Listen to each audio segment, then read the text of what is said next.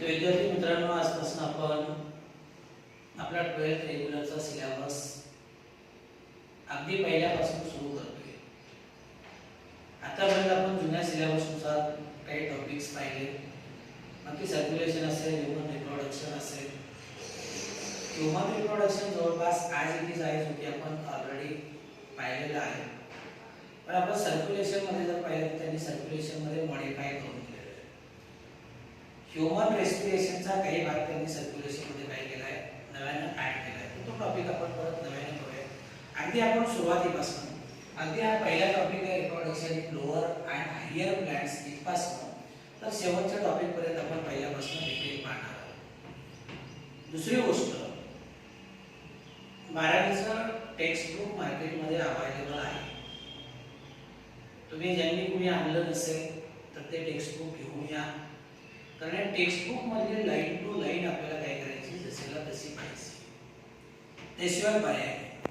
आणि 12वीचं text book जर आपण पाहिलं तर याच्यामध्ये जे काही कन्सेप्ट्स आहेत, या कन्सेप्ट NCERT पेक्षाही डिटेल दिलेले आहे.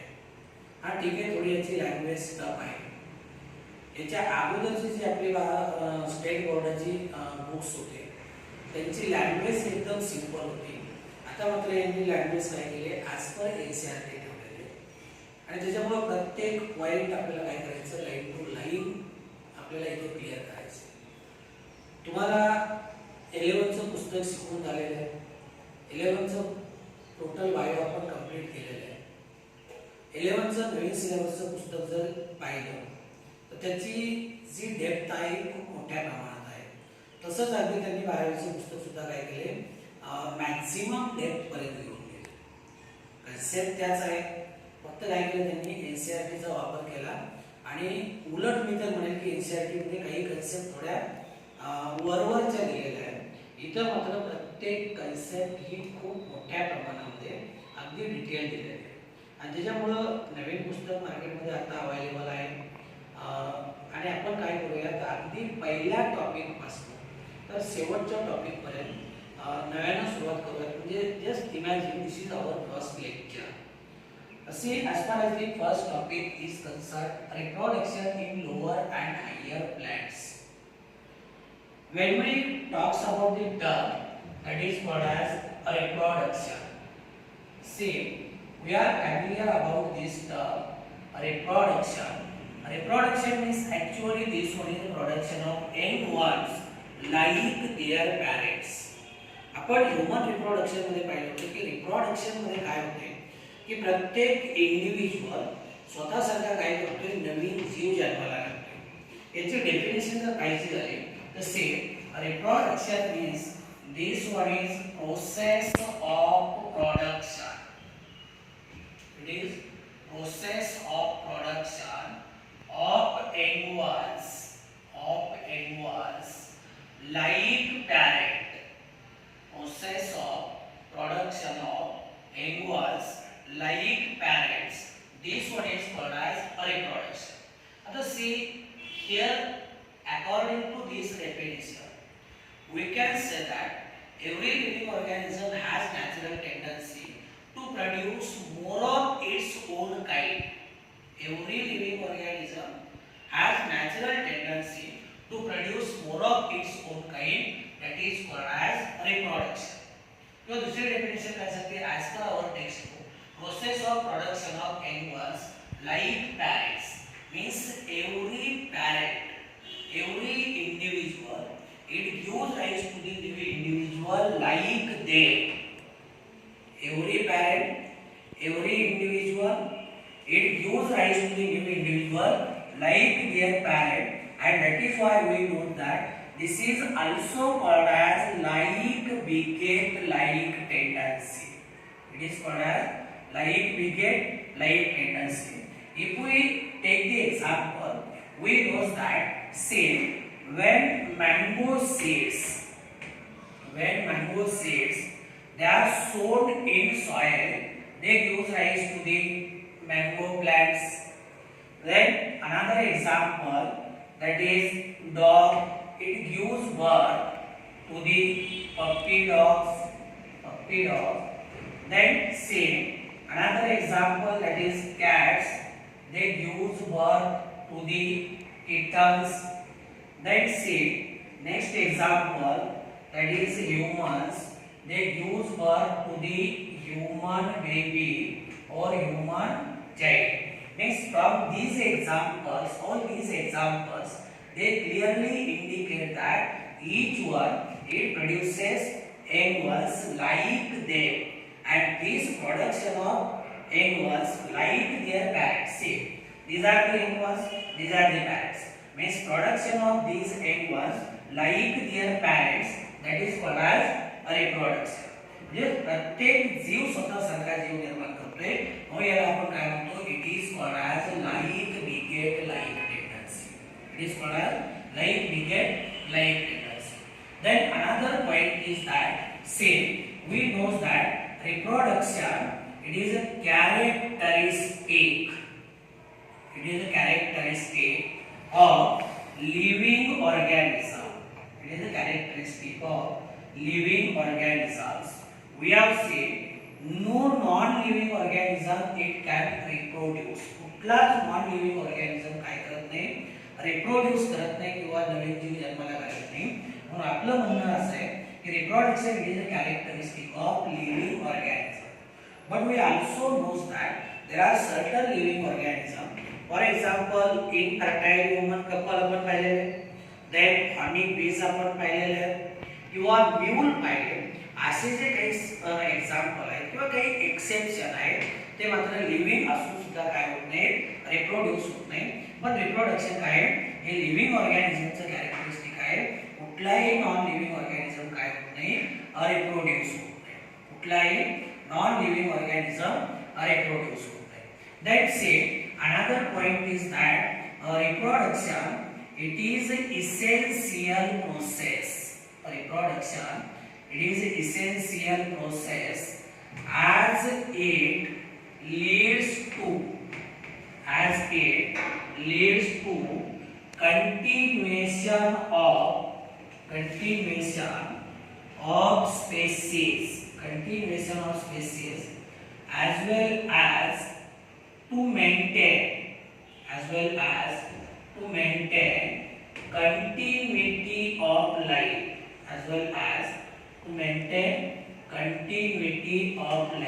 This is very important point. Why reproduction is an essential process? Reproduction essential process आहे.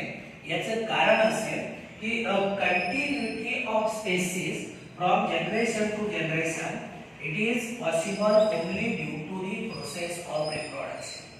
Continuity of species from generation after generation is possible only due to the reproduction. Another point is that reproduction it also plays an important role in continuity of life from generation after generation. We know that if there is no reproduction, then within a relatively short time period, particular species it will come to an end. म्हणजे जर continuity of life maintain करायचं असेल तर reproduction is essential. याचं कारण असेल की आपण काय म्हणतो की प्रत्येक लिव्हिंग ऑर्गॅनिझम, कुठलाही लिव्हिंग ऑर्गॅनिझम, प्रत्येक लिव्हिंग ऑर्गॅनिझमचा एक फिक्स लाईफ स्पॅन आहे.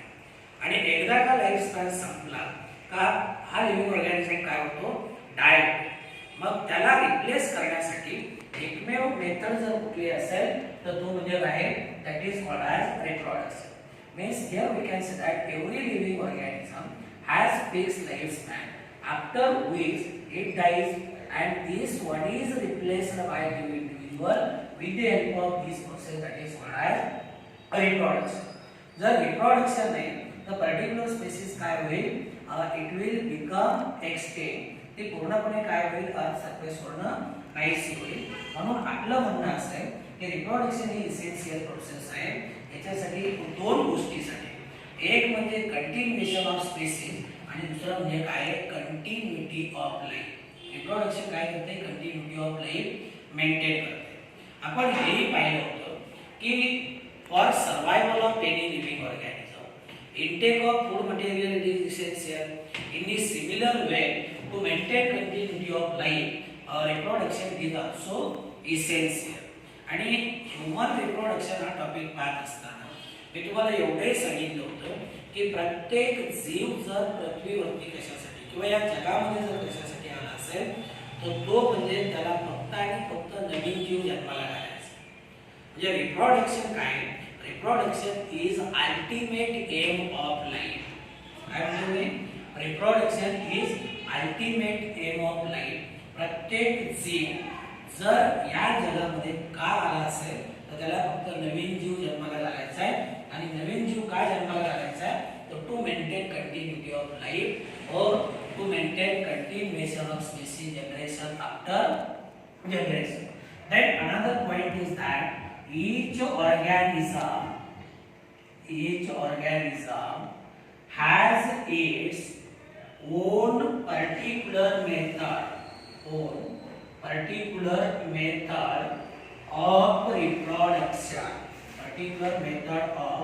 reproduction.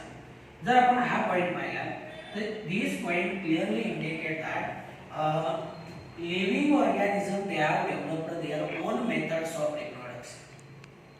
प्रत्येक लिव्हिंग ऑर्गॅनिझम जर आपण पाहिला, प्रत्येक लिव्हिंग ऑर्गॅनिझम मध्ये रिप्रोडक्शनच्या मेथड्स आहेत. Every living organism has developed its own method of reproduction or particular method of reproduction. मग या ज्या रिप्रोडक्शनच्या मेथड्स आहेत हे आपण दोन टाइप मध्ये काय करतो क्लासिफाय करतो. We say all these methods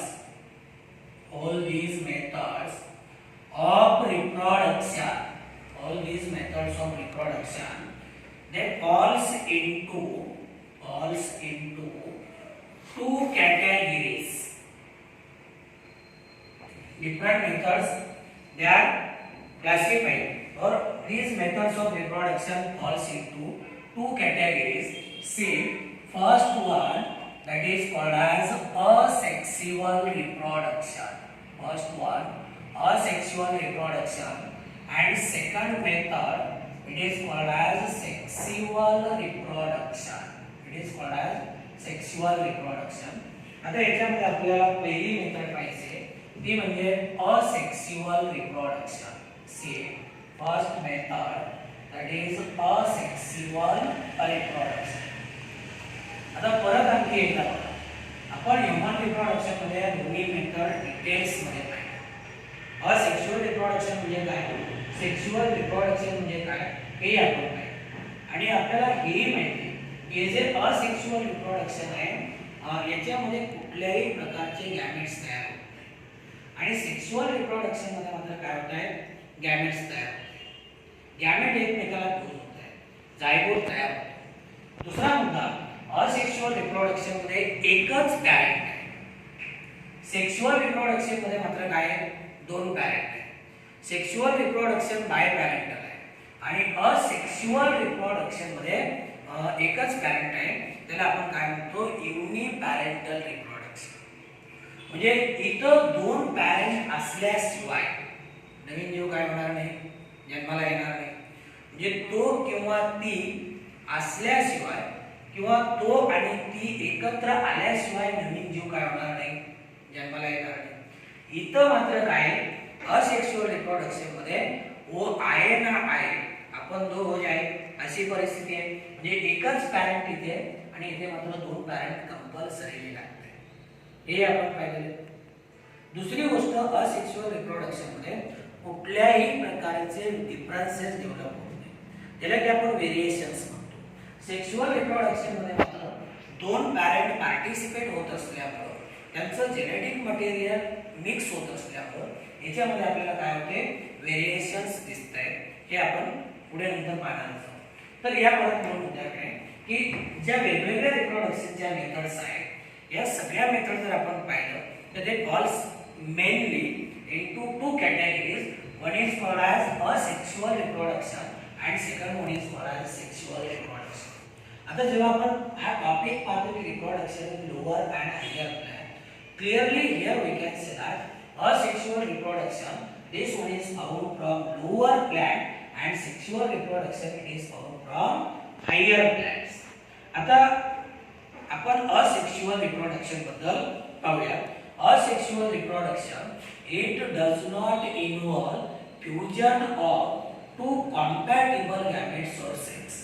म्हणजे इथे कुठल्याही प्रकारचे गॅमेट्स तयार होत नाही किंवा गॅमेट एकमेकाला फ्यूज होत नाही. म्हणजे same asexual reproduction it does not involves union or fusion of two compatible gametes or sex cell. म्हणजे इथं गॅमेट्स म्हणा किंवा सेक्स सेल म्हणा एकमेकाला फ्यूज होत नाही. वेगळ्या याच्यामध्ये सांगायचं झालं तर process of formation of new individual from single parent without formation and fusion of gamete that is called as asexual reproduction. दोन मुद्दे लक्षात घ्या. असेक्सुअल रिप्रोडक्शन मध्ये पॅरेंट एकच आहे आणि असेक्सुअल रिप्रोडक्शन मध्ये गॅमेट्स किंवा सेक्स सेल एकमेकाला फ्यूज होत नाही. आता जर असेक्सुअल रिप्रोडक्शन मध्ये पॅरेंट एकच असेल तर आपण युनिपॅरेंटल रिप्रोडक्शन असं सुद्धा म्हणतो. It is also called uniparental reproduction. Uniparental reproduction का म्हणून लक्षात आलं ना, why it is called as uniparental reproduction. Uniparental reproduction यासाठी म्हणायचं का याच्यामध्ये फक्त एकच पॅरेंट नवीन जीव जन्माला घालते आणि म्हणून दिस इज कॉल्ड युनिपॅरेंटल रिप्रोडक्शन. तर पहिला मुद्दा बघा, asexual reproduction it does not involve union or fusion of two compatible gametes or sex. तर हा झाला पहिला मुद्दा. सेक्शुअल रिप्रोडक्शन मध्ये कुठल्याही प्रकारचे गॅमेट्स म्हणा किंवा सेक्स सेल म्हणा एकमेकाला फ्यूज होत नाही. एकच पॅरेंट असल्यामुळे त्याला आपण युनिपॅरेंटल रिप्रोडक्शन म्हणतो. आणि as it involves only one parent, there is no mixing of character, and that is why newly produced individual by this method they are genetically identical to each other as well as they are also genetically identical to their parents. Means another point we will note, see this reproduction it results in production of genetically identical progeny from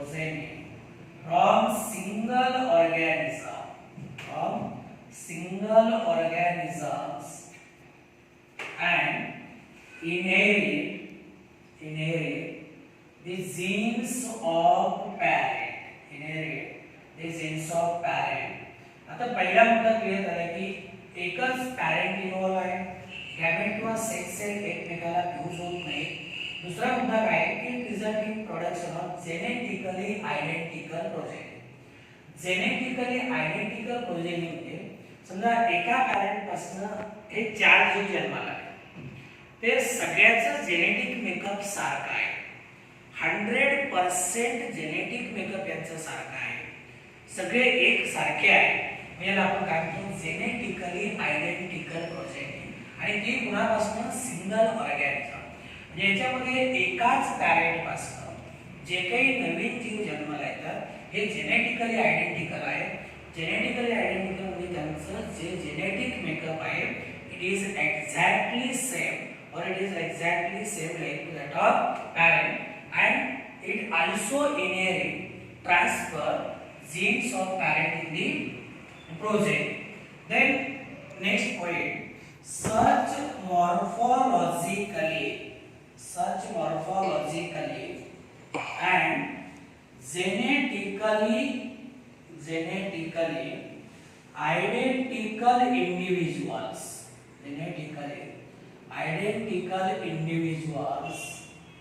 are called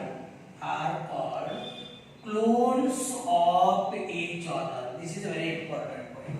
आता आपण काय कुठल्याही प्रकारचे differences नाही, सगळ्याचं genetic makeup सारखं आहे. Example जर घेतलं, just imagine suppose this is a parent cell. This parent cell it gives rise to these daughter cells. Or this is the parent organism which gives rise to the daughter organism. Or this is the progeny which is produced from this parent. All these individual they are morphologically as well as genetically identical. म्हणजे थोडक्यात morphologically identical म्हणजे हे सगळं यांचं जे external appearance आहे सगळ्याचं external appearance सारखं आहे, सगळ्याचं जेनेटिक मेकअप सारखं आहे. मग असे जे इंडिव्हिज्युअल आहेत जे एकाच पॅरेंट पासून तयार होतात आणि जे जेनेटिकली आणि मॉर्फोलॉजिकली सिमिलर आहे, आयडेंटिकल आहे, यांना आपण काय म्हणतो, these are called as clones. Means all these are called as clones of each other. म्हणजे याच्यामध्ये आपण डिफरन्शिएट करू शकत नाही. सगळ्याचं एक्सटर्नल अपीअरन्स सारखं आहे, सगळ्याचं जेनेटिक मेकअप सारखं आहे, म्हणजे आपण काय म्हणलो, क्लोन्स म्हणलो. and say the individual member of clone, say individual member of clone, individual member of clone, it is called as ramnet. आता एक क्लोन्स आहे, याच्यामध्ये हा एक इंडिव्हिज्युअल जर आपण कन्सिडर केला, individual member of clone, this one is called as ramnet. It is called as ramnet. तर हे लक्षात घ्या. परत एकदा बघा, असेक्सुअल रिप्रोडक्शन मध्ये पॅरेंट एकच आहे, गॅमेट किंवा सेक्स सेल एकमेकाला फ्यूज होत नाही. एकाच पॅरेंट पासून जे काही नवीन जीव जन्माला येतात हे सगळे जेनेटिकली आयडेंटिकल आहेत, सगळ्याचं जेनेटिक मेकअप सारखं आहे, एक्सटर्नल अपीअरन्स सारखं आहे. आणि मग जर जेनेटिक मेकअप सारखा असेल, एक्सटर्नल अपीअरन्स सारखा असेल, तर त्यांना आपण काय म्हणतो, क्लोन्स म्हणतो. आणि हे जे क्लोन्स आहेत त्याच्यामधला प्रत्येक मेंबर त्याला आपण काय म्हणतो, each member from clone, it is called as ramnet. It is called as ramnet. Then see another point, that is organism reproduces asexually by various methods. See, organisms reproduce asexually by various methods or modes or ways. Means simply here we can say that there are different methods of asexual reproduction in lower plant. Now we will discuss these methods one by one in detail. First method, that is called as fragmentation. आता fragmentation मध्ये काय होते, particular organism वेगवेगळ्या fragment मध्ये काय होतो, break होतो. आणि प्रत्येक fragment later on it gives rise to the new individual. म्हणजे पर्टिक्युलर ऑर्गॅनिझमचे समजा फ्रॅगमेंट्स तयार झाले, त्याचे तुकडे पडले आणि प्रत्येक तुकडा काय होतो, नवीन इंडिव्हिज्युअल मध्ये तयार होतो. स्पायरोगायरा याचं काय वेल नोन एक्झाम्पल आहे. Means here we can say that in this method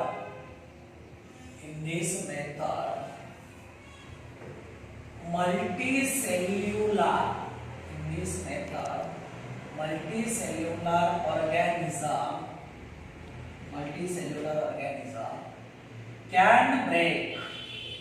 can break into fragments by one or due to one or other reason. मला आता सांगितलं याच्यामध्ये काय होतं की पर्टिक्युलर ऑर्गॅनिझम जो आहे, हा पर्टिक्युलर ऑर्गॅनिझम वेगवेगळ्या फ्रॅगमेंट मध्ये सेपरेट होतो, त्याचे वेगवेगळे फ्रॅगमेंट्स तयार होतात आणि same each fragment develops into new individual. It develops into new individual. प्रत्येक फ्रॅगमेंट पासून काय होतो, नवीन इंडिव्हिज्युअल तयार होतो. A well-known example that is of Spirogyra. Spirogyra सारखी जर आली तुम्ही पाहिली तर याच्यामध्ये फ्रॅगमेंटेशन आहे. म्हणजे येतं बघा, same suppose this is the Spirogyra.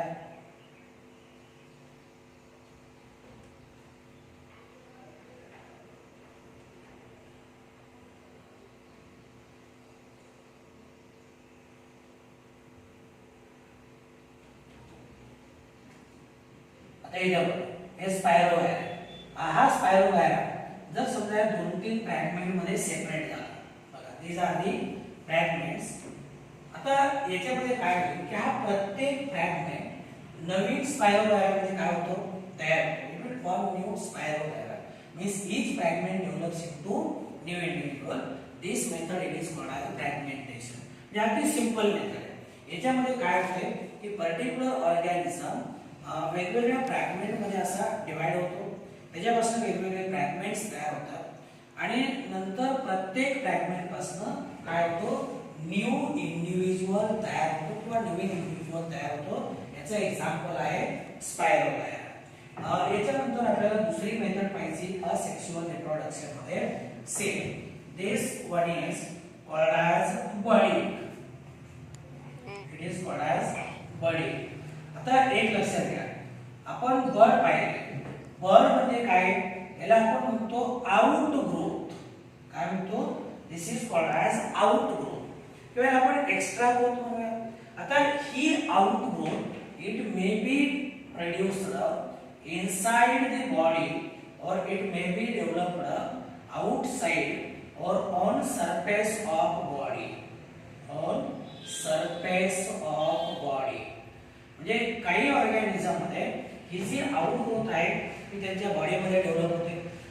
त्याला आपण एंडोजिनस बडिंग म्हणतो. आणि काही मध्ये काय होते ही आउटग्रोथ त्यांच्या शरीरावरती तयार होते. त्याला आपण एक्झोजिनस बड म्हणतो आणि प्रोसेस एक्झोजिनस बडिंग. आता समजा हे 5 होते. कधी कधी आपण काय करतो काही जणांना पाहतो की इथे एखादे लहानसं असं छोटंसं बोट दिसतं किंवा एक तास म्हणजे ही एक प्रकारची आउटग्रोथ आहे. ही आउटग्रोथ म्हणजे बड म्हणजे काय that is called as outgrowth. आता ही जर आपण सेकंड मेथड पाहिली बडिंग तर it is a most common method of asexual reproduction particularly in east. In East means say it is most common method of asexual reproduction in unicellular yeast. Yeast लक्षात घ्या. yeast it is a fungus. yeast कोणे हा fungus आहे. yeast this one is fungus. आणि फंजाईचं nature आपण 11 ला पाहिलं की fungi is are heterotrophic in nature आणि फंजाई हे मल्टी सेल्युलर आहे. काय मल्टी सेल्युलर पण yeast हे एक्सेप्शन आहे. Fungi mostly they are multi cellular but here when we talks about yeast it is a unicellular. हा युनिसेल्युलर फंगस आहे yeast. याच्यामध्ये कॉमनली आपल्याला बडिंग ही मेथड दिसते. याच्यामध्ये काय होते same usually it results into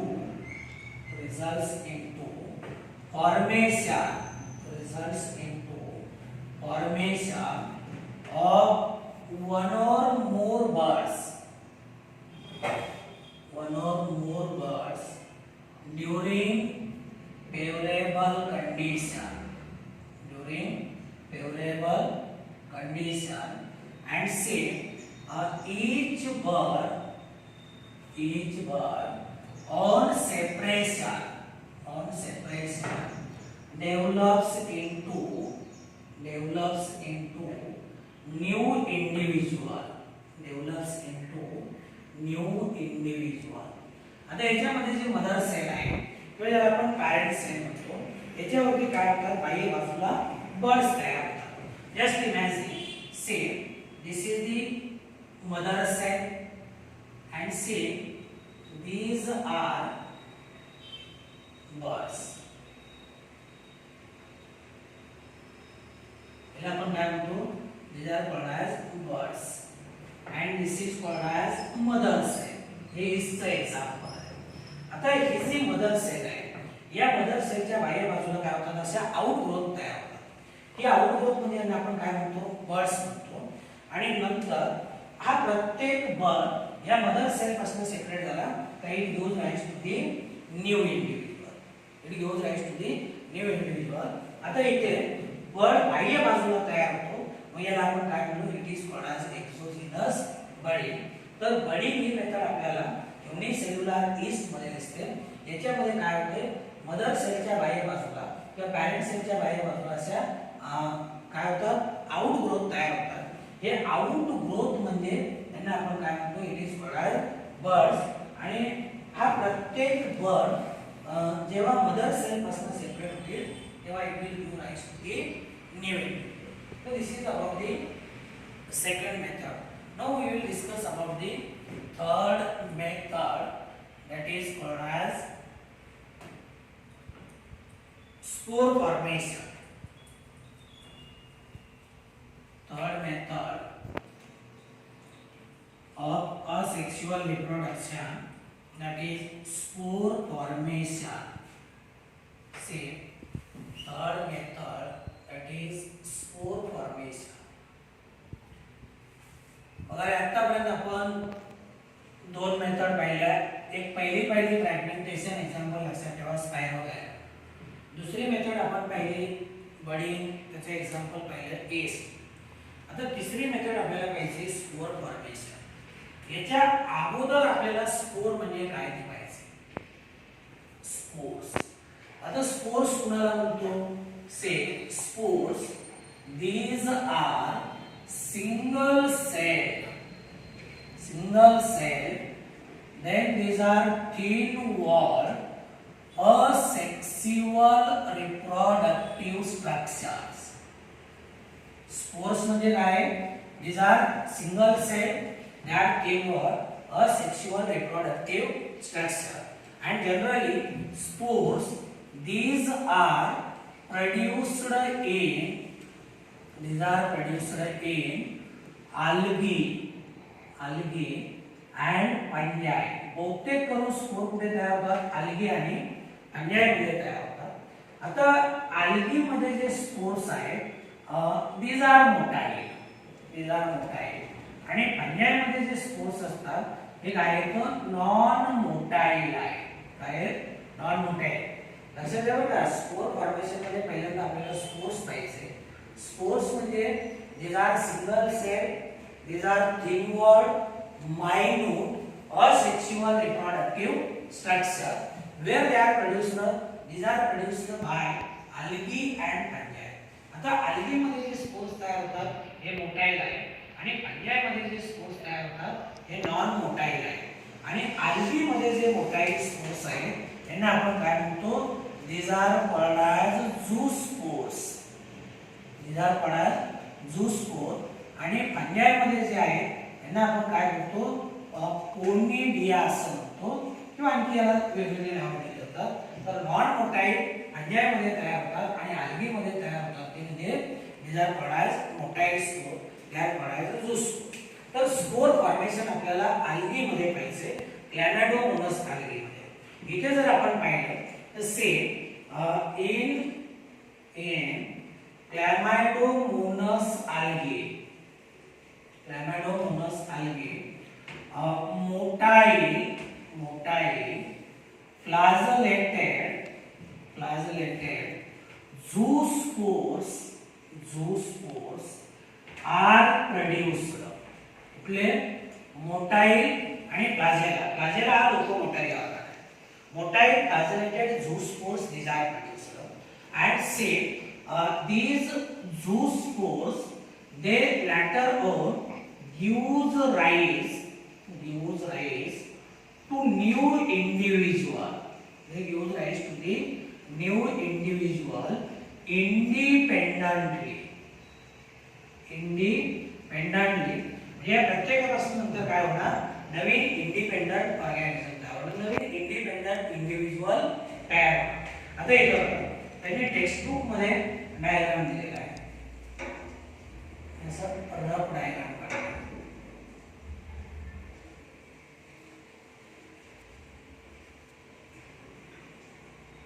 ही झाली पॅरेंट सेल किंवा मदर सेल.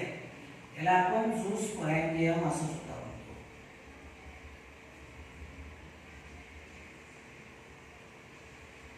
हे फ्लॅजेला आहे. This is another झूस्पोर.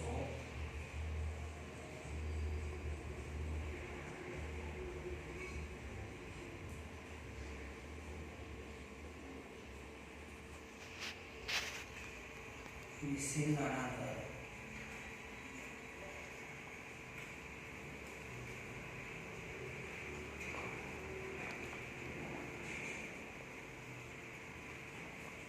These are the flagella.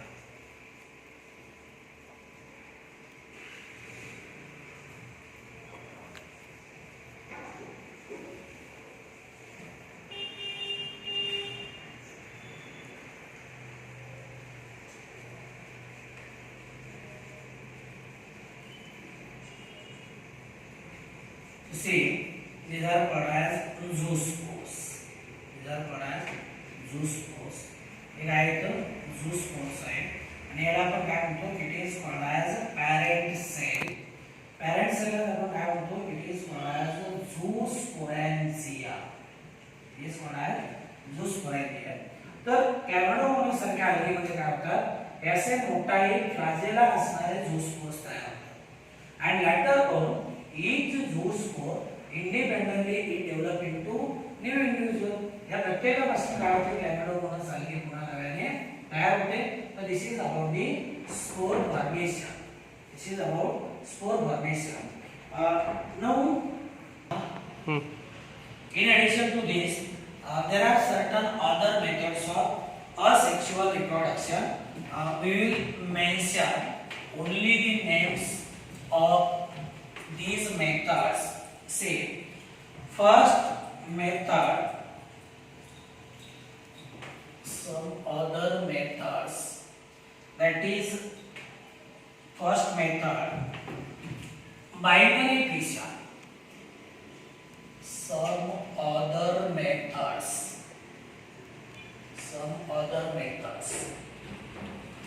first one, that is called as binary fission.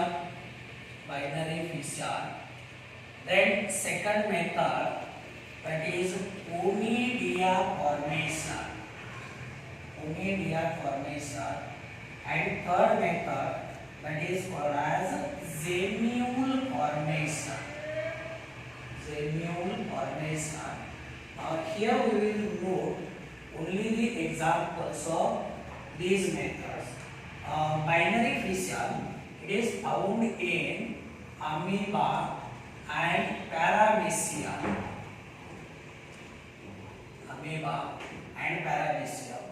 Conidia formation, it is found in Penicillia. And gemule formation, it is found from sponges like Spongilla. Another example, that is Epidactia, etc. आता तीन method आपण main पाहिल्या, fragmentation, budding आणि spore formation. याच्या व्यतिरिक्त आणखी काही methods आहेत.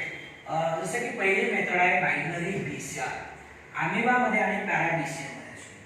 पहिली मेथड बायनरी फिशन मध्ये काय होते? Parent body divides into two daughter bodies. म्हणजे say suppose this is the parent amoeba. This parent amoeba, it forms these two daughter amoebas. याच्यापासून एका पॅरेंट बॉडी पासून जर दोन डॉटर बॉडीज तयार होत असतील तर बायनरी फिशन नावच सांगते बाय मीन्स टू. तर या पॅरेंट अमिबा पासून दोन डॉटर अमिबा तयार होतो, त्याला आपण काय म्हणतो? It is called as binary fission. Conidia formation जर आपण पाहिलं तर कोनिडिया काय? हे असेक्सुअल रिप्रोडक्टिव्ह स्पोर्स आहेत.